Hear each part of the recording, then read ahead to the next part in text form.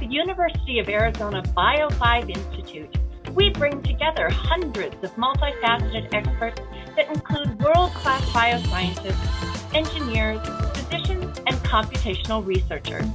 This team science approach is designed to ignite creative solutions to the many complex biological challenges facing our families and communities, and has resulted in disease prevention strategies, promising new therapies, innovative diagnostics and devices, and improved food sustainability.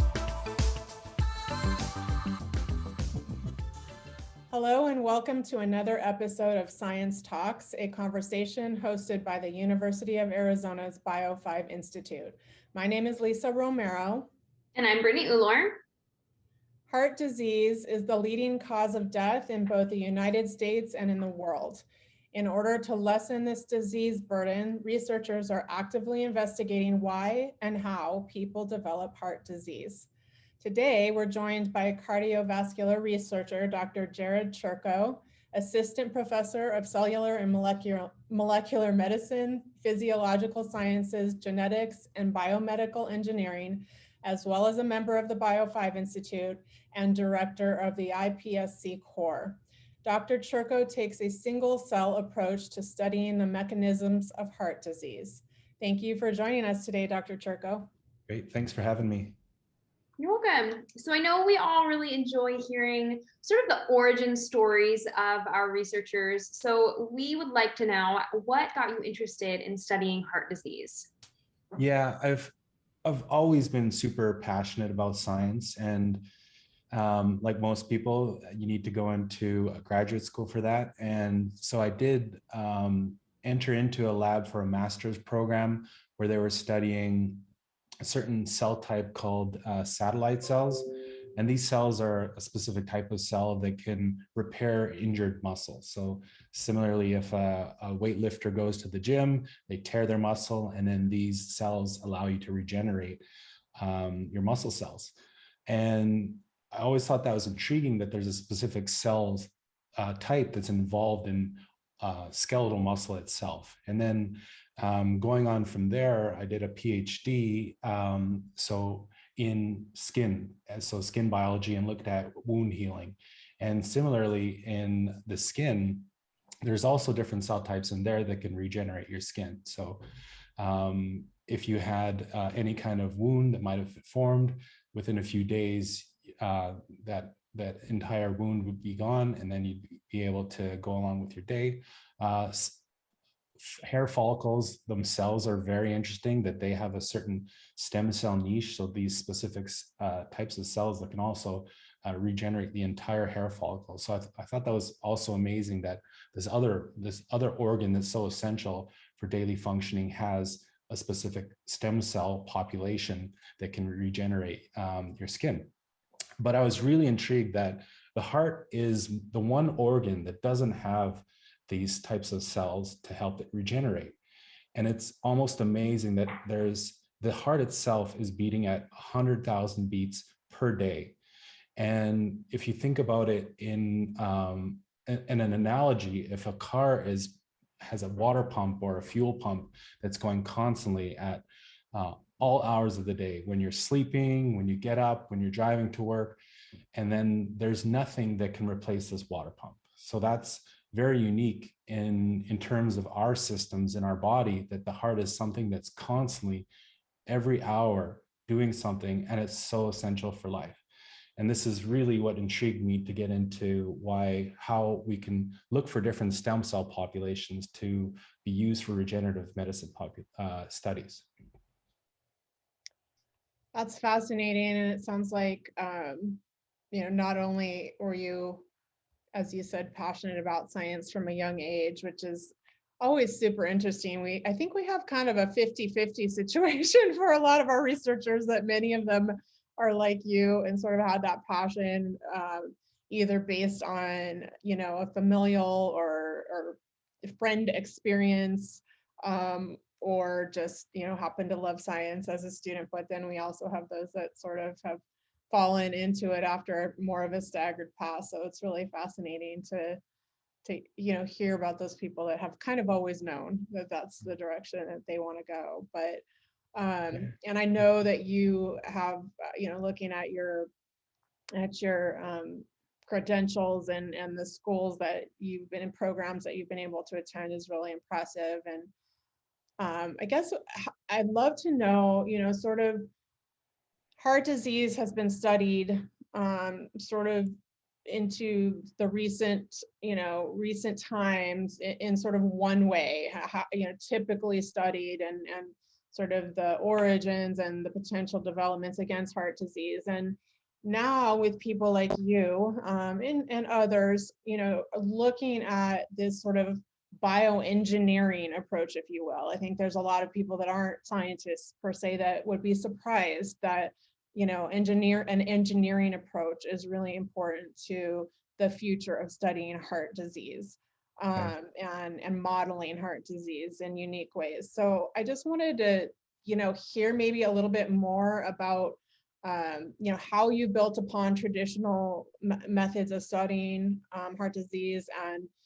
what with these new tools, if you will, and people like you who are developing this kinds of technology and innovation, what that will do for translational therapies moving forward. Yeah, great question. So traditionally, the heart, since I did mention that it is one of the most essential organs, you cannot just take out heart cells from an individual's body to study them in a dish. They don't proliferate. And if you do try to collect any samples from the heart itself, that leaves a scar, a permanent scar. So it's very difficult to be able to study human heart tissue itself.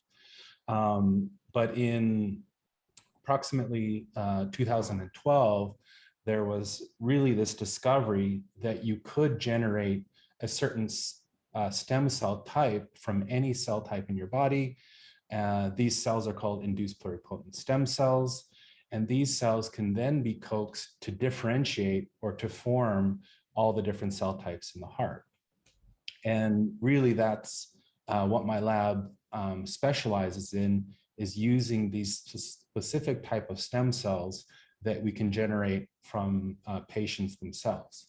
And what's really great about these cells is that they have the same genetic makeup that the patient does. So if there's any mutations that might be causing the heart disease, we can look at those cells specifically and model them. We can gene correct that specific mutation and model how the disease might be formed in a dish. So when first this discovery came about, I went to one of the labs at Stanford who was specializing in stem cells, and they were generating these iPS cells, or induced pluripotent stem cells, from patient skin cells. So they were from fibroblasts that were grown out after a punch biopsy was created. This punch biopsy created a scar. So a lot of my work initially was to develop a protocol to be able to generate these iPS specific stem cells from blood. And now patients can just go to the any kind of blood clinic, 4 milliliters of blood, and we can generate iPS cells from that small little sample. So really the work that I'm doing here expands upon the work that I've been doing previously during my postdoctoral studies, where we're still collecting blood from patients that have different types of heart disease. We're converting them into stem cells and then differentiating them into the heart cells called cardiomyocytes, but not just the pumping cells, the contractile cells, also all of the other cell types in the heart, such as epicardial, endocardial, epithelial, and all the other cell types. So we can really look at a single cell subtype that's involved in the heart disease. Talk about, again, for people tuning in that, again, are sort of the non-scientists, talk about sort of the end game there. I mean, obviously, the value in this approach is has incredible potential. But I mean, talk about, if there's success and what you're studying really then leads to sort of these translational innovations, like what is the end game for human health? Right. So after the discovery of these iPS cells, there was a huge push to be able to use them for regenerative medicine purposes, where you generate cardiomyocytes these heart cells in the dish, in vitro, in the cell culture room. And then the thought was we can actually just add these back to the adult heart that might be injured. And then these cells that we generated can form and almost patch the damaged heart, or be able to be used functionally to increase the cardiac output. Unfortunately, these cells, getting them actually into the heart has been a very big challenge. As I mentioned, the heart is constantly beating. So anything that you put onto the heart or into the heart, these cells, they would essentially be beat out of the system. So they weren't integrating properly. And now there's these different engineering approaches where we combine different cell types, not just one single cell type, but multiple different cell types. And we could model that in the dish and then use these cell types to maybe make better engineered types of tissue that can be used for regenerative medicine purposes. But not only that, is that these cells, given that they're from an individual patient, that your body itself won't reject them. So similarly, if you had a heart transplant, if you get a heart from a different person, then you have to take different medications to prevent your own body from recognizing that as foreign. Whereas these cells, since they're from you, they don't recognize them as being foreign, and therefore they're more amenable to different types of cell-based therapies. But these cells themselves, not only just for regenerative medicine in the patient, are great, but for the academic community, they've been a real boon for figuring out the disease mechanisms. So we can use them now to look at what that one single mutation might do to the ability of the cells to properly contract or to respond to different drugs. So we've been using these cells now in our lab to be able to look at modeling and understanding the disease pathways, the molecular mechanisms of these pathways, as well as for drug discovery projects. That's really exciting. These are the kinds of the kind of science and innovation that just is both fascinating but also hopeful. I think again, we talk, I think again, non-scientists perhaps think about the brain disease, heart disease. And I think why we're so far advanced in scientific innovation in this world, why can't we get further with those diseases? And I think your point about, you can't just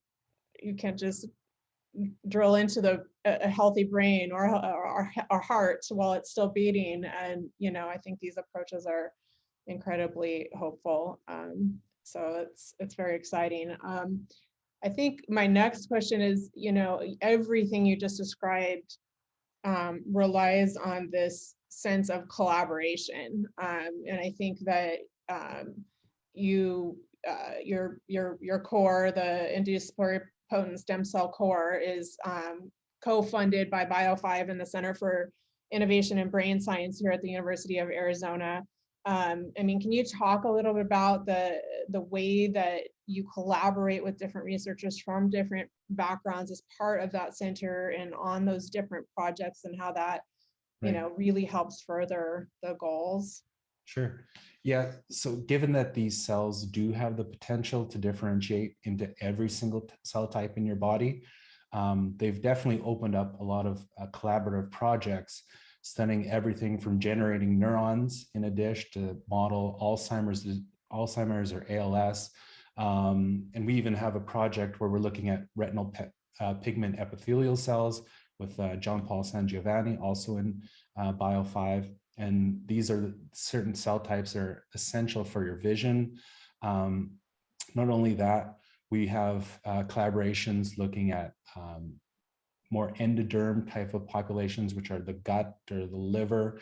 So really, given the potential that these cells are so capable of generating every single cell type in your body to be able to use to study every single cell disease, they've been a very useful tool to be able to contribute to any research that might be out there. So we definitely have collaborations, not only within the University of Arizona, but also NAU, TGen, NAU. So really it's a statewide initiative to be able to use these cells for more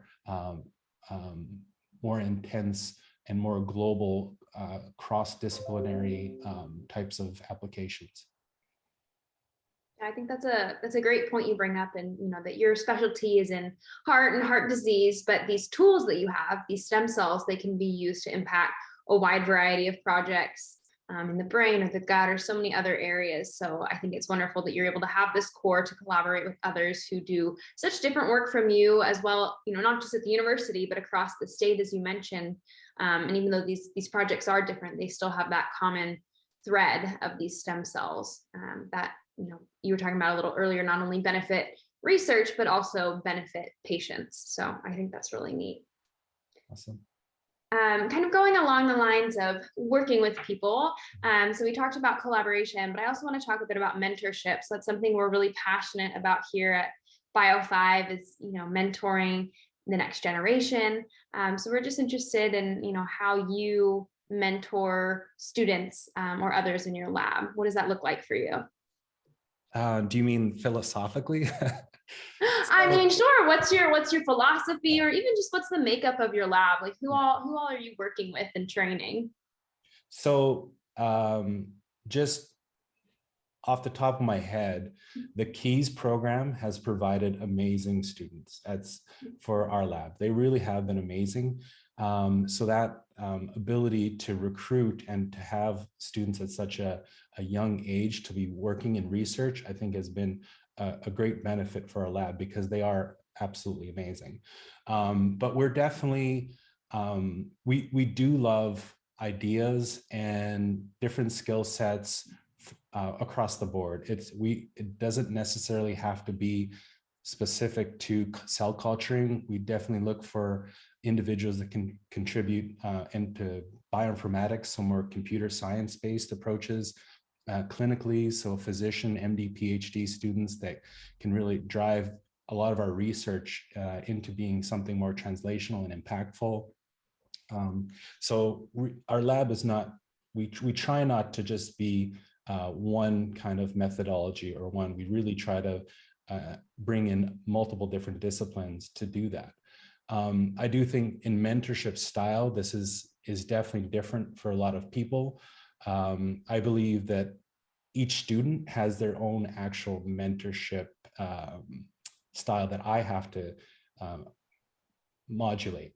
Some students really like to be every day checked in on, and some people just say, hey, just leave me alone. I'd like to think about this for a lot. But in general, I think since this is a training type of atmosphere, I want to see them get to the next level, and I want to be the person that gets them there.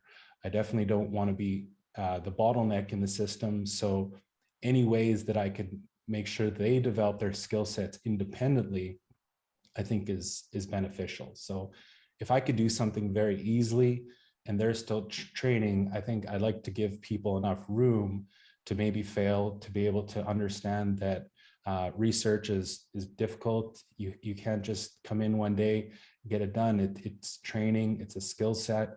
So my mentorship style definitely depends on the people that we're working with, the different students, but we do try to get multiple different types of people. Even if it's something that I don't know, I actually prefer if each student was more informed or actually better at what their project is than me.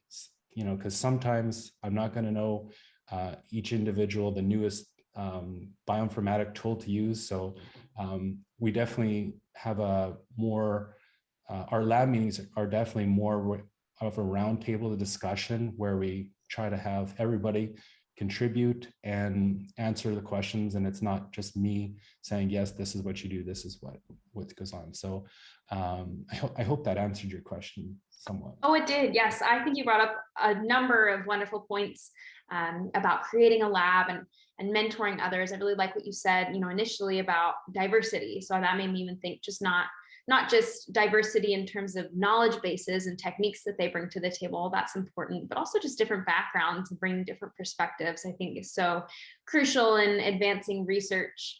And then I also really appreciated what you said about catering your mentorship style to the needs of your trainees. I think it's really important to realize that, mentoring is not a one size fits all sort of thing. You really do have to see who you are working with and, meet them where they're at. So I think that's really great that you recognize that and you do, cater your mentorship to your students and your trainees. But I wanted to ask you a question about something you also mentioned, and you mentioned failure. And I think that's something when I was doing research as an undergrad and in grad school, something that I had to learn a lot about. I think maybe even the general public doesn't realize how much failure is incorporated into doing scientific research. So can you talk a bit about how you handle failure, whether that's a failed experiment or a grant that got rejected or a manuscript that gets rejected? How do you view failure in terms of the larger goal of advancing science? Right. Definitely, if research was easy, we would have cures for a lot of these different diseases we have now. And a lot of the things that we're doing in the lab are not something that has been done before. So it really takes somebody the initiative and the drive to be able to understand something that might not be known. And that's really what I love about research, is that you're doing something that nobody else in the world has ever done. And there's questions out there that nobody's actually looked into or inquired about. So that's the real beauty of research, is to able to figure out what are the laws of nature, how does this process actually work, how can we manipulate that. So really, and you can't just do it once. Really, it is called research. You have to do it multiple times to get the same answer. So doing something once, it doesn't work. If you think about any skill set, if you're trying to be a basketball player, you have to work at it. Everybody is born with a certain level of intellect, a certain level of skill set, but it really does take repetition. It takes constant hours in the lab. It takes a lot of reading, and it is a world type of endeavor where multiple people around the world are trying to do very similar things for their disease. So I wouldn't say it's more of a competitive environment, but it's definitely one where it's not just a local Tucson thing that we're trying to do. It's something where we're trying to discover things that impact a global environment. So at least for me, with failure, yeah, it sucks sometimes when you don't get that grant, but after a while, you know that's how the system works, and you just have to keep trying. Like, there's no other option. You keep submitting grants. And even the big dogs or the big shots out there, they submit multiple grants. So realizing that everybody's faced with similar sorts of failure, and to not let it bother you. Really, it's how the system works, and to keep going. Sometimes it's not just about how great your research is. There's luck involved. There's being at the right time at the right place. So just having a good overall understanding of maybe just where your place is, how it's normal to fail, but to keep going. You gave a thank you for the nice shout out you gave to our program, which is our high school internship program. But I love the way that you've expressed that, because I think, and first of all, we'll be contacting you soon for our next class, because that kind of mentorship is exactly what we're looking for. And I think that's one of the design mechanisms with that program, starting out early, is because we're bringing talented students in here that have excelled in their individual high schools and in their individual realms, and had a lot of academic success, very competitive.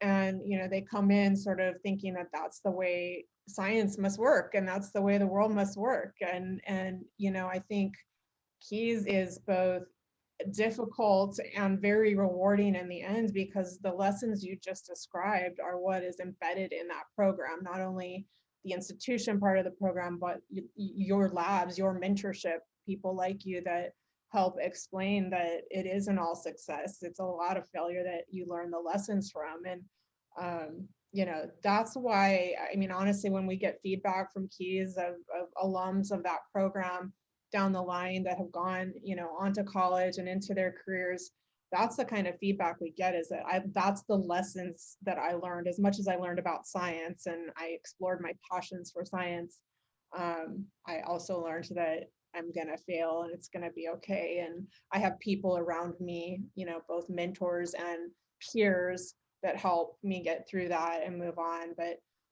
I really appreciate, you know, we're so lucky at Bio5 to have people like you that take that approach, because I think that's how we all grow and learn and you know, move on to the next steps. So.